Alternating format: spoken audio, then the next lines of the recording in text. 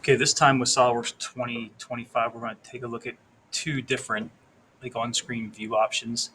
Um, One is to change essentially the dark mode instead of your toolbars and everything being this light color, which if you like, again, keep it there.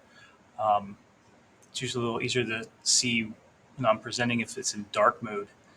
Um, so it's pretty easy to change.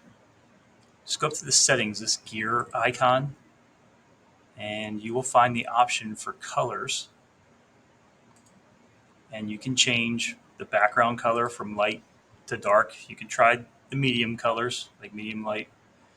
I'm just going to go all the way to dark. Another one is you can change your icon color. The newer icons are like shades of blue. Uh, if you go back to what's called classic, they're more green and yellow. I can change it and then change it back. It's not a problem. But now I have a dark edge around for my toolbars. You'll see some of the icons here are yellow as you go through some of these, yellow and green for the most part. So I can keep it there. You can go and change it back.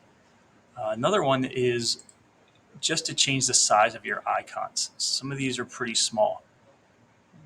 Being a personal user, it probably doesn't make much difference. It's probably fine at this size.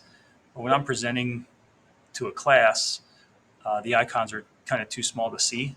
So I prefer to go a little bit larger. In this top toolbar, if you right click, you can go to customize. And now I can change my icon size and they'll get bigger.